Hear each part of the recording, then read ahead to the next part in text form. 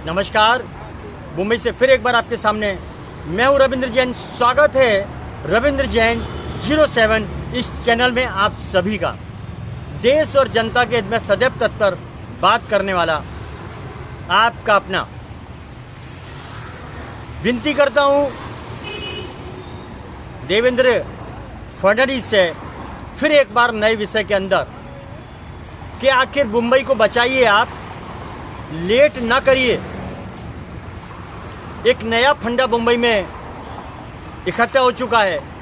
जैसा कि मैंने आपको पहले समझाया कि फेरी वालों को ठेके पर बाहर से बुलाया जा रहा है और मुंबई को गंदा खराब किया जा रहा है। ड्रग्स के कारोबार के जरिए, फेरी वालों के जरिए फुटपाथों पर कब्जा कराया जा रहा है और मोटा माल कमाया जा रहा है। इसमें शासन प्रशासन के लोग मिले हुए हैं। ये कितनी भी सफाई आपको दें, लेकिन 100% ये लोग मिले हुए हैं। कुछ लोग मिले हुए हैं जिसकी वजह से पूरे बम्बई के फुटपाथ जो लोगों को चलने के लिए जगह दी गई थी उन पर बैठ चुके हैं और वहाँ पर अवैध कारोबार से लेकर हर धंधे वहाँ मौजूद करते हैं। देखिए, मज़े की बात तो ये है कि हमारी कई बार बहस हो जाती है। उनका कहना है कि हम गरीब आदमी हैं। तो देवेंद्र फडणवीस से विनती करता हूँ, एक दुकान का किराया 75,000 रुपये है और दुकान की कीमत करोड़ों रुपए की है। तो जी छत्रपति शिवाजी महाराज जो टर्मिनल है उसके बाहर के जितने भी फुटपाथ हैं वहाँ पर बैठ जाते हैं, दुकान जमा के बैठ जाते हैं।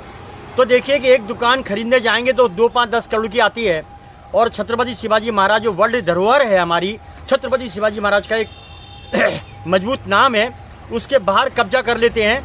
करोड़ों रुपए की ज़मीन पर कब्जा करके बोलते हैं हम गरीब हैं। एक परिंदा भी पर नहीं मार सकता अगर शासन प्रशासन मिला हुआ नहीं हो। सीएम साहब, मेरी आपसे विनती है कि शासन प्रशासन में आपके नेता और शासन प्रशासन में कुछ लोग यानी डिपार्टमेंट के लोग वो मिल के मोटी वसूली खाते हैं और अपने घरों में सोने की ईंट, चांदी की ईंट, बड़े बड़े टीवी, बड़े बड़े फ्लैट, बड़ी बड़ी दुकानें, वो सब बंदोबस्त कर रहे हैं, यानी सब वसूली में लगे हुए हैं। इसीलिए बम्बई के लोग परेशान हो चुके हैं। ऐसे ही कब्जा हो जाएगा।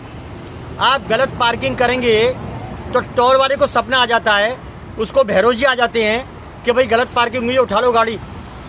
और मुंबई के डिपार्टमेंट के सामने जहाँ कैमरे लगे हुए हैं, विश्व धरोहर छत्रपति शिवाजी महाराज टर्मिनल है, लाखों लोग आते हैं जाते हैं और वहाँ पर फुल कब्जा हो जाता है।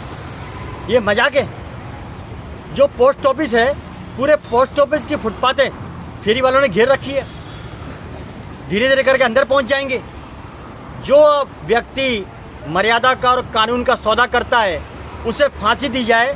देवेंद्र फडणवीस से विनती करता हूं। और अगर ऐसा नहीं होता है, अगर आप नई योगी स्टाइल में बम्बई की राजनीति में उतरेंगे तो ये बम्बई का एक नाम हो जाएगा कि बम्बई फेरी वालों का अड्डा, बम्बई गर्दुल्लों का अड्डा, बम्बई ड्रग्स का अड्डा, बम्बई में वसूली के कारोबार होते हैं उसका अड्डा। ये नाम खराब हो जाएगा मुंबई का। और ऐसा चल रहा है, पूरे बम्बई को घेर रखा है फेरी वालों ने।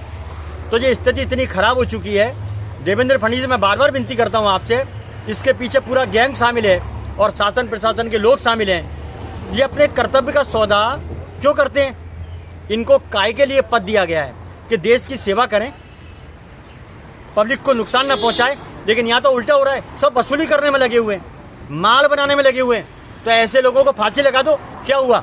कानून के लोग हैं तो क्या हुआ? नेता हुआ तो क्या हुआ? कानून तो सबके लिए बराबर है। वो जो करेंगे वो ठीक है। आम आदमी अगर कुछ करता है तो उसको सजा होती है। तो इस पर माननीय देवेंद्र फडणवीस से विनती करता हूँ, आप इस पर एक्शन लीजिए और एक नया कानून का प्रावधान करिए कि शासन प्रशासन के लोग अगर कोई गलत करते हुए पाए जाते हैं तो उनके ऊपर वही एक्शन होगा जो आम पब्लिक के ऊपर होता है। मैं मुंबई हाई कोर्ट से भी विनती करता हूं, ठीक आपके सामने बैठा हुआ हूं, मैं बार बार आप तक ये बात पहुंचाता हूं और मुंबई पुलिस कमिश्नर साहब भी ये विनती करता हूं कि अवैध कारोबार अगर मुंबई के अंदर होते हैं तो इसमें बिना मिले नहीं होते हैं। इसमें कहीं ना कहीं शासन प्रशासन के लोग शामिल हैं और जो ऊपर के अधिकारी हैं बहुत ईमानदार लोग हैं। हमारे मुंबई के अंदर, मुंबई पुलिस के अंदर और नेताओं के अंदर ईमानदार लोग हैं। ऐसा नहीं कहता हूँ कि ईमानदार नहीं है, लेकिन ये मुंबई का माहौल क्यों खराब हो रहा है? करोड़ों की तादाद में फेरी वाले क्यों इकट्ठे हो रहे हैं? क्यों ड्रग्स के कारोबार हो रहे हैं? इसके पीछे क्या साजिश है?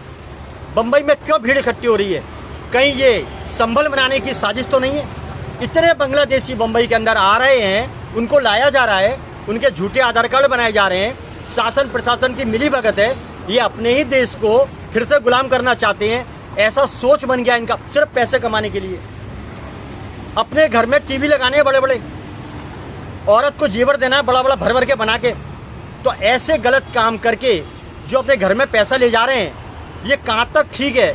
तो माननीय मुंबई उच्च न्यायालय जी बताइए आप, और देवेंद्र फडणवीस जी आप भी बताइए। हम तो पूछेंगे, जवाब तो मांगेंगे, क्योंकि चौथा स्तंभ तो हमारा भी बनता है, हमारा भी अधिकार है बनने का। आप बताइए, ये सब डिपार्टमेंट के लोग अगर पैसा कमाने की दौड़ में शामिल हो जाएंगे, वसूली की दौड़ में शामिल हो जाएंगे, तो बम्बई एक दिन बारूद के ढेर पर खड़ा हो जाएगा। यहाँ इतने कब्जे हो चुके हैं फेरी वालों के, ड्रग्स वालों के, माफियाओं के, वसूली वालों के। आखिर क्या चलता है मुंबई के अंदर?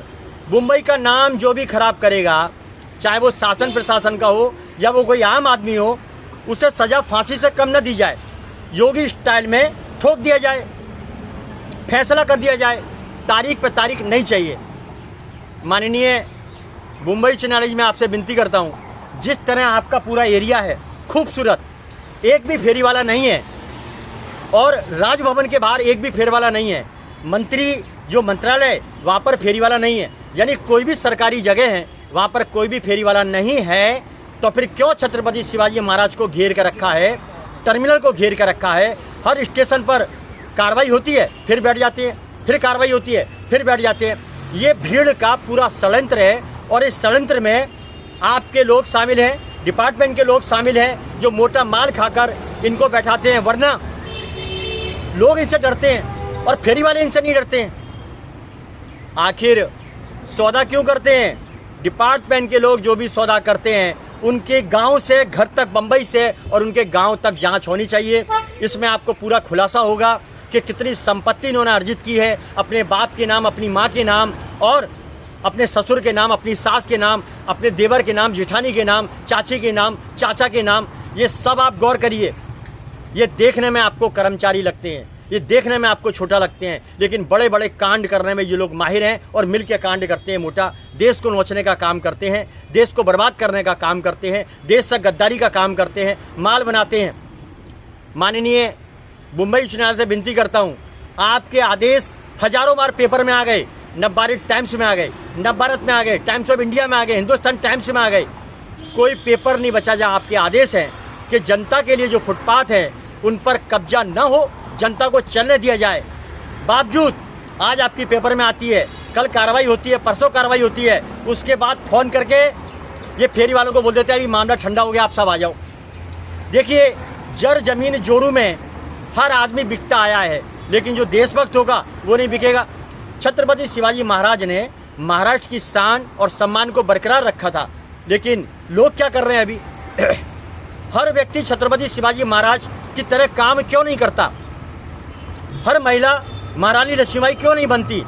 इसका बहुत बड़ा रीज़न है, वो कमज़ोर होते हैं, अंदर से ये लोग कमज़ोर हो जाते हैं और माल में कहीं ना कहीं अटक जाते हैं। जर जमीन जोरू, ये तीन चीज़ें पुराने ज़माने से चली आ रही है। जो आदमी इसमें उलझ गया, वो आदमी अपना सब कुछ खो बैठा, देश को छोड़ दिया, देश से गद्दारी। सबसे बड़ा देशद्रोही का केस बनता है, देश से गद्दारी। उसके बावजूद भी सजा का कोई प्रावधान नहीं है, क्योंकि छूट जाते हैं, आपस में मिले हुए रहते हैं, ऊपर तक पैसा पहुंचाते हैं, छूट जाते हैं। ये कानून आपको सख्ती से लागू करना पड़ेगा। माननीय सर्वोच्च न्यायालय जी, माननीय मुंबई उच्च न्यायालय जी और सीएम देवेंद्र फडणवीस। मैं योगी स्टाइल में बात करता हूं आपको, और योगी के किस्से बताता हूं आपको। वो पूरी दुनिया जानती है कि पूरी दुनिया के अंदर, देश के अंदर एक सीएम नज़र आता है, शेर दिल सीएम, जिसने यूपी की संस्कृति को बदल दिया, पूरे हिंदुस्तान को बदल दिया। तो ऐसी सोच रखने के लिए और सीएम भी काम करें, मजबूत काम करें, अपने देश को बचाने का काम करें। जिस तरह योगी आदित्यनाथ ने एक गुंडों का प्रदेश, घर घर में गुंडे पैदा होते थे, ड्रग्स के कारोबारी पैदा होते थे, माफिया पैदा होते थे, आज वहाँ पर संस्कृति का डंका बजता है। भारत की संस्कृति को उजागर कर दिया, डंका बजा दिया उन्होंने वहाँ पर। तो दमदार, असरदार, जोरदार एक ही सरदार है पूरे भारत के अंदर। तो और सीएम क्या करते हैं? देवेंद्र फडणवीस से विनती करता हूं, आपकी उम्मीद है, लोग आप पर बहुत भरोसा करते हैं कि आपका भी कदम यूपी के सीएम योगी आदित्यनाथ की तरह उठेगा, ठोक देंगे, इतिहास रचेगा, कोई तारीख नहीं, सीधा फैसला कर देंगे। तो ये जनता का विश्वास है और जनता मुंबई की बहुत चाहती है आपको। मेरी उम्मीद है मेरे चैनल को आप देखते हैं और आगे भी देखते रहेंगे, क्योंकि मैं बात करता हूँ पते की। 2% की बात है, पते की बात है। 2% की बात जरूर है क्योंकि छोटा चैनल है मेरा, लेकिन पते की बात है। सच्चाई के आधार पर देश हित में, हमेशा देश हित में बात करता हुआ, लड़ता हुआ आप तक ये बात पहुंचाना चाहता हूं और पहुंचा रहा हूं। वो आपके सामने फुटपाथ पर कब्जे सबसे पहले छत्रपति शिवाजी महाराज टर्मिनल जो विश्व धरोहर है, उनका नाम और सम्मान पर सौदा नहीं होना चाहिए। सभी फेरी वाले उसकी आड़ में रात को ड्रग्स का कारोबार करते हैं। वहाँ पर लाइट लगवाइए। जब छत्रपति शिवाजी महाराज टर्मिनल से बाहर आएंगे तो पूरे फुटपाथों में जहाँ जहाँ लाइट नहीं होती है वहाँ ड्रग्स की शीशा बिकती है, केमिकल की। आप ध्यान दीजिए, देवेंद्र फडणवीस जी और सर्वोच्च न्यायालय, मुंबई उच्च न्यायालय जी, सीसीटीवी कैमरे के कनेक्शन आप अपने पर्सनल डिपार्टमेंट में रखिए, क्योंकि मिली भगत का बहुत बड़ा षड्यंत्र, बहुत बड़ा गेम महाराष्ट्र के मुंबई शहर में चालू है। सबको पैसे वाला बनना है, सबको पैसा कमाना है, लेकिन देशभक्ति नहीं करनी है। सबको दौलत कमाना है, माल कमाना है, लेकिन लूट के, ईमानदारी से नहीं करना है। अरे शर्म करो। हमारे भारत की फौज किस संकट के अंदर अपने देश को बचा के चलती है, गोलियां खाती है, तिरंगे का सम्मान करती है और अपने देश को बचाती है। वो उसको कहते हैं आर्मी, जो बॉर्डर पे काम करती है, 0 डिग्री पे काम करती है, धूप हो आंधी हो, कुछ भी रहने दो, हमारे भारत की फौज को हम सैल्यूट करते हैं। और दुनिया को उनका नाम बताना चाहिए कि भारतीय फौज जिस ईमानदारी से काम करती है, अपने भारत को बचाती है। तो भारत के अंदर हमारे शासन प्रशासन के लोग अपने देश को नोचने में क्यों लगे हुए हैं? अरे शर्म करो। 2 वक्त की रोटी खा लो, गम खा लो, लेकिन ईमानदारी से काम कर लो। मेरी विनती है, ईमानदारी से चलो, अपने देश को बचाओ। हमारा भारत अगर बचेगा तो हम सब बचेंगे, वरना जिस तरह भारत 900 साल गुलाम रहा, वापस से वही तरकीब अपना ली जाएगी, लोग हावी हो जाएंगे। यहाँ पर भीड़ का कारण क्या है? क्यों मुंबई में भीड़ आती है इतनी? इसकी जांच की जाए। आधार कार्ड, पैन कार्ड, नशे के कारोबार कैसे नकली हो रहा है, कैसे जबरदस्त तरीके से काम हो रहा है, ऐसे कैसे काम हो सकता है? राजभवन में सुरक्षा बहुत मजबूत है, हाई कोर्ट में सुरक्षा बहुत मजबूत है, मंत्रालय में सुरक्षा बहुत मजबूत है, हर सरकारी डिपार्टमेंट में सुरक्षा बहुत मजबूत है, लेकिन बाहर पब्लिक के लिए क्या है? गलत काम हो रहे हैं, ड्रग्स के कारोबार हो रहे हैं, लोगों को परेशानी हो रही है, डिपार्टमेंट में वसूली हो रही है। सब डिपार्टमेंट के लोग ज़्यादातर वसूली में लगे हुए, इकट्ठा करने में, उनको कर्तव्य का पालन नहीं करना है, माल बनाने में लगे हुए। तो सरकार विशेष ध्यान दे। हमारा काम जन जागृति फैलाने का है कि आम आदमी की ज़िंदगी में रोटी 2 वक्त की मिलनी चाहिए, उसका निवाला नहीं छिलना चाहिए। भारत गरीब नहीं है, भारत को गरीब कर दिया भारत के शासन प्रशासन ने, भारत को गरीब कर दिया भारत के नेताओं ने, भारत को गरीब कर दिया भारत के डिपार्टमेंट ने।